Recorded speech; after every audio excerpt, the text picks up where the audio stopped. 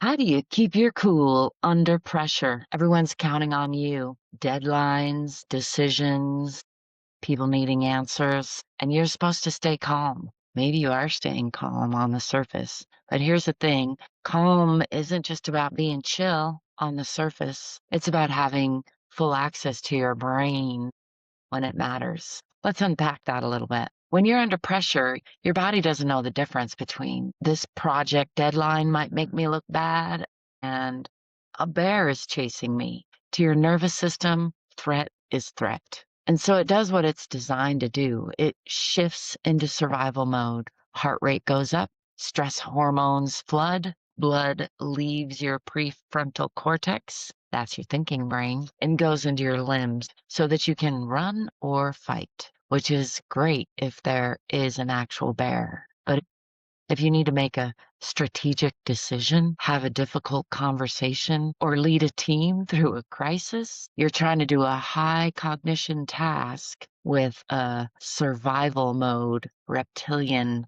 brain. Just doesn't work. You've got maybe 20% of your processing power online. This is why smart people do dumb things under stress. We've all seen it happen, but it's not a character flaw. It's actually biology. So believe it or not, the real goal isn't calm. Let's reframe it a bit. The goal isn't to be some Zen master who never feels stress. That's not realistic. And honestly, some stress is useful. It means you care. And I've heard it say that a life with no stress at all is the life of a dead person. The goal is actually regulation, balance, the ability to feel pressure, feel the activation, and stay connected to your thinking brain anyway. Hopefully, to recognize as you're reaching that threshold of overwhelm and back yourself down before you spill over the threshold of overwhelm. Regulation doesn't mean being fully relaxed all the time. It means having access to your thinking brain, access to your creativity, access to problem solving, your ability to see clearly and respond instead of react. The most effective leaders that we all know aren't the ones who never get stressed. They're the ones who know how to come back to themselves quickly when stress hits. That's a skill, it's learnable, and it starts in your body, not in your brain. So I want to offer you 4 tools that actually work under pressure. Tool number 1 is the reset breath. When you're activated, your exhale is your friend. If you can just remember to make your exhales longer than your inhales, you're going to be on your way to nervous system regulation. That longer exhale tells your nervous system, we're okay, we're safe. You can slow everything down. Box breathing, 4 counts in, holding for 4 counts, 4 counts out, holding for 4 counts. Just a nice, slow, steady rhythm, making like a box is another great tool. Even a few rounds of that can help bring your nervous system back under control. And you can do this quietly in a meeting. Nobody ever has to know. Tool number 2 is a physical anchor. Your body is your fastest anchor point to resetting your physical state. You can press your feet onto the floor. I like to relax my feet and focus on the sensation of melting like butter. You can feel the ground pressing back.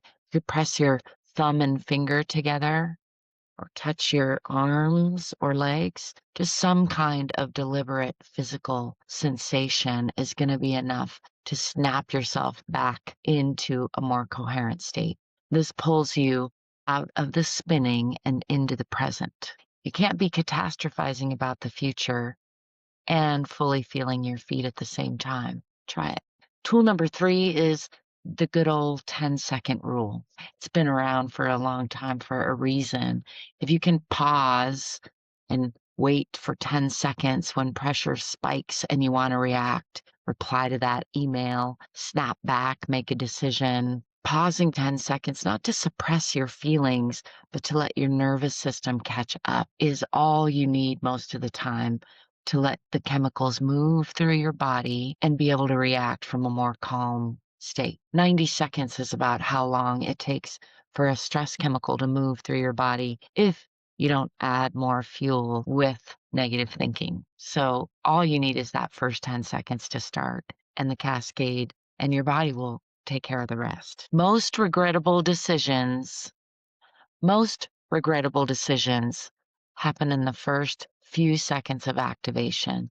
Buy yourself some time in whatever way you can find that works. Tool number 4 is the strategic discharge. That's using movement to move that chemical reaction through your body. If you have a minute between high pressure situations, move, walk to the bathroom, shake out your hands, do some wall push ups or some jumping jacks. Even 1 or 2 minutes of movement can help your body complete that stress cycle, dissipate excess cortisol, and keep it from building up so that you'll be more calm and cool and collected when you walk into the next meeting. You're helping your body complete the stress cycle. Otherwise, it builds up and you walk into that next meeting already at an 8 out of 10, ready to spill over that threshold of overwhelm.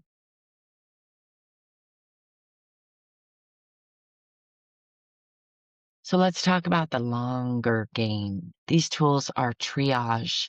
They work in the moment, but if you're someone who's under pressure constantly, if your baseline is already elevated before the stressor even hits, you're going to need more than tactics.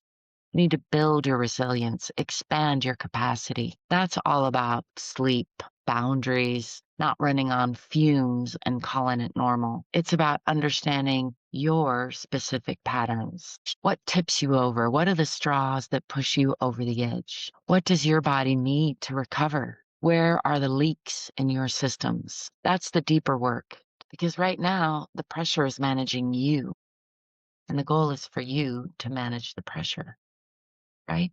If you want to do this practice with other humans who get it, I run a free community over on the school platform called the Human Reboot Dojo. We do nervous systems together, and I keep a catalog of replays there for easy access. We share what's actually working, no judgment. And if you want to go even deeper, I have a VIP level where we can get more targeted and I offer more direct support. If you are realizing that your nervous system has been running on emergency mode for years or maybe even decades, and you're actually ready to change your baseline, I have a limited number of one-on-one sessions available where I can help you build a plan specific to how your system works. You can find the link to that below. Thanks for being here. Thanks for being you. Don't forget to breathe and smile, and I'll see you on the next one. Ciao for now. Bye.